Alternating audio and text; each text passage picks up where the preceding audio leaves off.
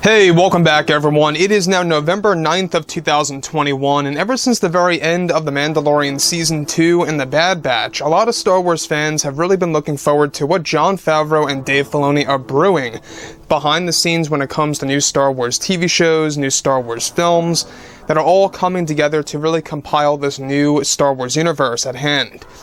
This is Mike Zero. Make sure to subscribe if you're new to the channel for future Star Wars updates. Also, by the way, guys, I am on Twitter at Mike01 if you guys want to go ahead and give me a follow on there. I do post a couple of fun and entertaining things on there from time to time and interact with you guys further. So a lot of changes are coming our way for the Disney Star Wars universe, right? We've recently learned about what happened with Rogue Squadron getting delayed, the Patty Jenkins movie for 2023, in case you guys did not know. A lot of changes are happening for other Star Wars TV shows and other Star Wars films out there that we're going to be diving into today. A lot of different changes are happening, all because of Bob Chapek. But not just Bob Chapek, but also because for some of the creators on the other end. Now, when we go ahead and look at everything that's happening, alright, everything is still looking positive. We got Kenobi, we got Ahsoka, still in the works. We've got, of course, Mando Season 3 filming right now. The Book of Boba Fett is just around the corner.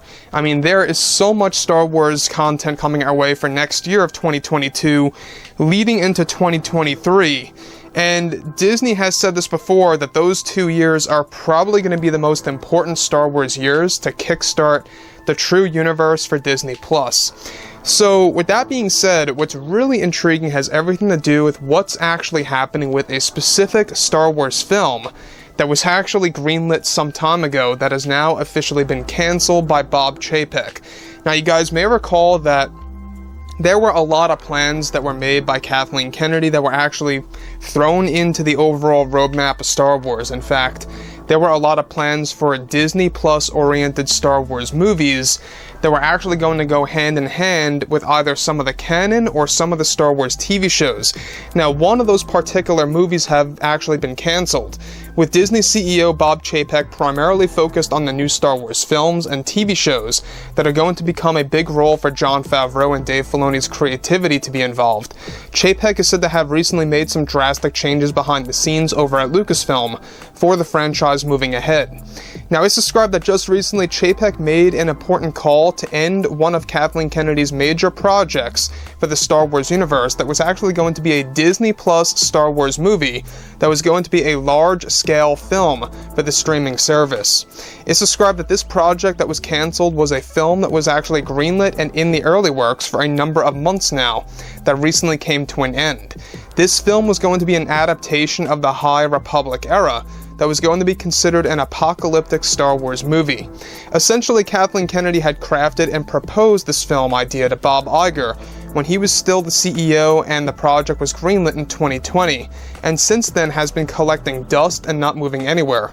Now, the film was actually going to center on a brand new set of villains that would be able to manipulate aspects of space that would focus on destroying a world dominated by the Jedi, and that the series was going to focus on these new dark side force users that could actually manipulate the course of asteroids to destroy worlds, including one that belonged to the Jedi. Now, this Star Wars film was going to be labeled as an end-of-the-world type film, starting off by showing the fandom what a peaceful world of the Jedi is actually like, followed by, of course, Kathleen Kennedy wanting to make the film essentially a mixture of Deep Impact and Star Wars mixed in, with a group of villains that are controlling these asteroids to change their course in the galaxy. Now, the film was also going to give fans a cameo of a young Yoda on a different world. However, now the cameo of Yoda is being moved over to the Acolyte series. The film was going to use Yoda as one of the Jedi who senses something wrong from these new Darksiders, to take out one of the most important worlds that belongs to the actual Jedi, that will be unveiled in future High Republic material. Now, Chapek cancelled the film not just because he felt the story was actually weak and a bit over the top, but also Kennedy was aiming to make this movie a high-budget Star Wars film for Disney+. In fact, Kathleen Kennedy wanted to really focus on adapting the High Republic into multiple movies by focusing on this one as a starting point to create this new era in live-action form.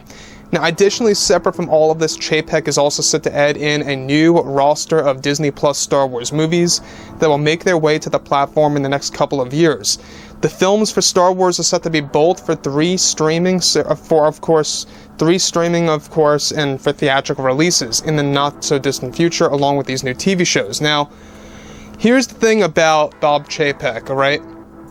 Now, the fact that he is really focusing on greenlighting all of these Disney Plus Star Wars movies to be put on the streaming service to kind of give fans these smaller scale movies that are going to be lower budget. They're not going to be as crazy as theatrical movies per se, but they want to actually create films for Disney Plus. That is their overall plan and structure.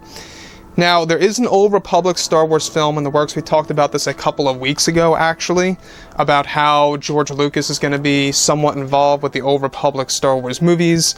They're even planning a set of TV shows that's going to serve as a essential side story, if you will, of that particular era on Disney Plus. So there's a lot of things coming together. I mean, we recently learned about what happened with Rogue Squadron getting canceled.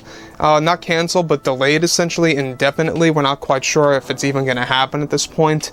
There's a lot of things going on with Patty Jenkins and Kathleen Kennedy and her focusing on her stuff with Wonder Woman 3, and there's just a lot of things happening. So when we examine what Disney is really up to, basically I think it was a great call for Chapek to cancel Kathleen Kennedy's project. I don't think that an apocalyptic Star Wars movie would have been the best thing to focus on and to actually be a Star Wars film that would be high budget. Again, when you're a high budget movie, you're risking, of course, losing a lot of money. I mean, look what happened with Solo, a Star Wars story. That was technically a high budget film because they shot so much with the original directors, right? Kathleen Kennedy fired them and she reshot 80% of those films. It added on a lot more to the budget, and in the end, the movie didn't really do all that well because, well, it came out right after The Last Jedi. Bob Iger at the time always said it had nothing to do with The Last Jedi, that it had nothing to do with the fans', reception of the film by Rian Johnson. He kept saying that it was a frequency issue, the fact that 2 movies came out so fast. I highly doubt that that was the issue. I've said this before in the past as well, that there's no such thing as a frequency issue as long as the movies are A, good, and or they are followed by a good movie. And that's why Marvel has succeeded for so very long. Now sure, I know The Eternals is not all that well received so far, but in the past, leading up to recently, Marvel has been doing a great job with their movies. That's exactly why they don't have frequency issues. So that kind of, contradicts what Bob Iger said some time ago back in 2017 to 2018. So overall, guys, I think that this was a great call by Chapek. The fact that they are now going to be focusing on releasing new Star Wars movies, not just for theatrical, but also for Disney Plus, is actually quite amazing and quite ambitious of Disney to actually move ahead and do something like that. Props to them. They're really kind of playing their A game right now. They're really playing their cards right and really sticking to their goals. Now, I'm still very skeptical about the Acolyte series. I'm still very skeptical about Rogue Squadron, if that even happens and sees the light of day. Those are the 2 projects, I will be honest, that I'm very skeptical about. Rogue Squadron and the Acolyte.